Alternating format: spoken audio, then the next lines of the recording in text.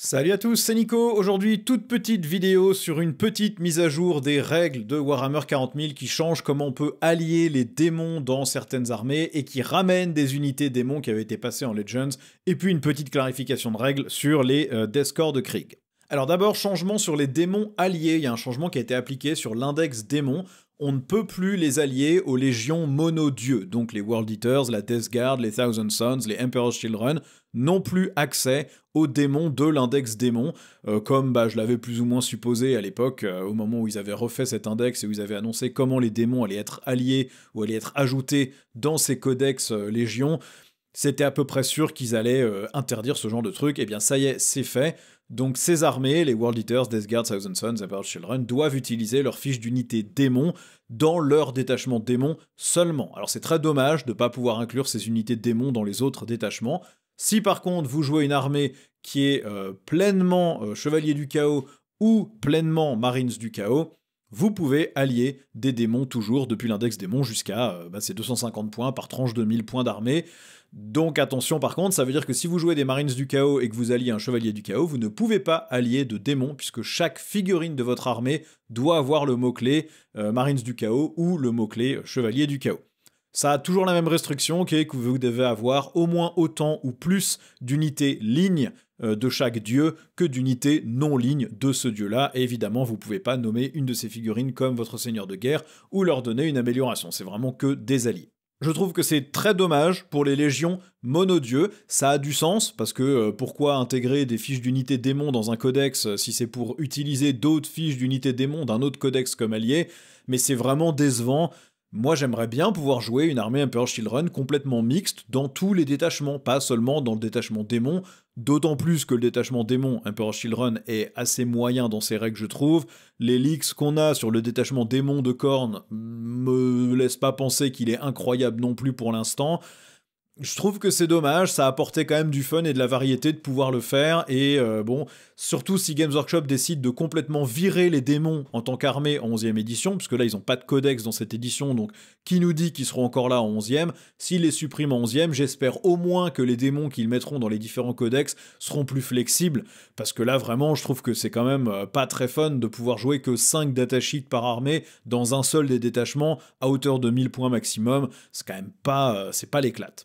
Bon, par contre, bonne nouvelle pour les joueurs démons purs, puisque vous retrouvez Karanak pour les démons de Khorne, et vous retrouvez deux des chariots de Slaanesh, le Tormentbringer, qui est donc le gros chariot qui, de mémoire, faut l'assembler en utilisant deux kits de chariots un peu collés, ou les Hellflayers, qui sont le chariot de base. Ils n'ont pas encore de coups en points dans le Munitorum Field Manual, le petit document téléchargeable avec les points. Par contre, l'appli a les points, peut-être que ces points sont pas encore à jour, ça faudra voir, mais en tout cas il y a des coups en points, donc vous pouvez déjà les mettre dans vos listes si vous avez envie. Donc il y a eu quand même quelques petits changements sur ces fiches d'unité. Karanak, donc il est listé à 75 points dans l'appli actuellement, il est passé OC3 au lieu de OC1, et il est passé PA-2 sur ses attaques de mêlée, au lieu de PA-1 de mémoire, et il est anti-personnage 3+, ce qui fait que, avec précision anti-personnage, 6 attaques de force 6, PA-2, dégâts 2, c'est un bon sniper quand même, au corps à corps. Il gagne aussi une attaque de tir, de mémoire il l'avait pas, c'est un lance-flamme à 12 pouces, D6 plus 3 tirs, force 5, PA-1, dégâts 1, ignore le couvert,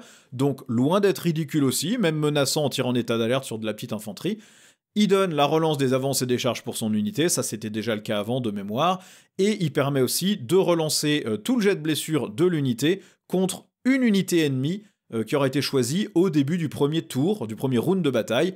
Et si vous tuez cette unité ennemie, eh bien vous pouvez en choisir une nouvelle contre laquelle vous pourrez relancer les blessures. Donc comme il mène des molosses de Khorne et que les molosses de Khorne peuvent retourner en réserve et réapparaître sur la table, vous pouvez vous en servir comme une petite unité de sniper qui relance en plus les jets de charge, donc même en arrivant à 9 pouces, avec une relance, vous êtes quand même sur, je crois que c'est 45 ou 48% de chance de réussir une charge à 9 pouces avec une relance, donc c'est pas ridicule non plus comme capacité.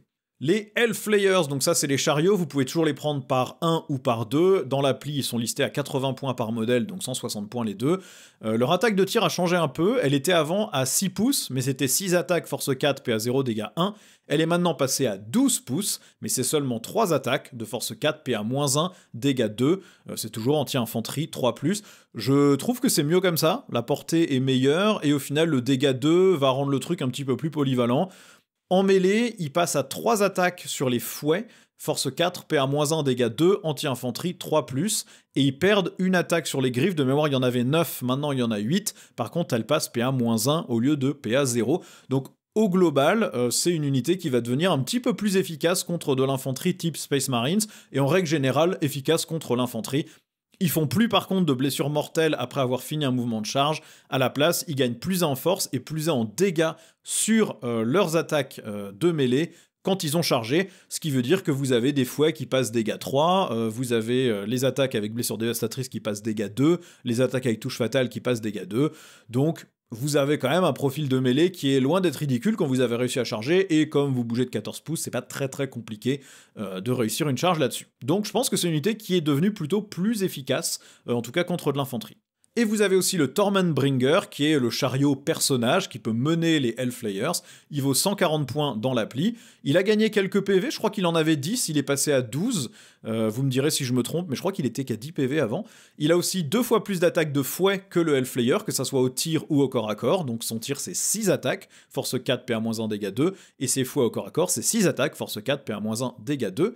Il donne touche soutenue à 6 pouces de lui à tous les autres modèles démons de Slaanesh, donc aussi à lui-même et à son unité. Donc une unité de Hellflayer menée par le Tormentbringer va avoir touche soutenue en plus sur ses attaques de mêlée.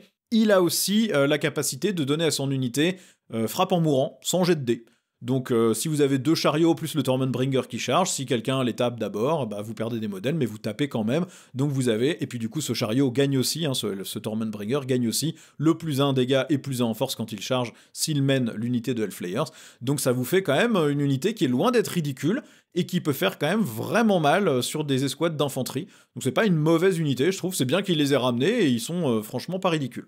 Il y a aussi une petite clarification sur les death scores de Krieg. Vous vous rappelez peut-être quand j'ai fait la review du Codex Astra Militarum, mais la manière dont c'était écrit pour les options d'armes était vraiment pas claire. Il fallait se tourner la tête dans tous les sens pour comprendre qu'est-ce qu'on avait le droit de mettre ou pas de mettre en nombre d'armes, quelles armes, et qui avait le droit d'avoir un Vox ou un Medipack. Là, ça a été un petit peu clarifié. Donc en gros, par tranche de 10 modèles dans l'unité, vous pouvez avoir jusqu'à 2 armes spéciales, et vous pouvez pas avoir 2 fois la même par tranche de 10 modèles. Donc par exemple, si vous avez 10 figurines, vous pouvez prendre un Melta, un Plasma. Si vous en avez 20, vous pouvez avoir 2 Melta, 2 Plasma. Comme ça, c'est très clair. Le Vox Caster, le Vox, c'est une option d'arme que vous pouvez prendre sur n'importe qui a un fusil laser. Et vous pouvez aussi toujours prendre le Medipack sur une figurine qui a un fusil laser par tranche de 10 figurines. Donc par tranche de 10 figurines, vous aurez toujours 2 armes spé, pas 2 fois la même, un Vox et un Medipack, et voilà. Plus clair, plus simple et plus lisible.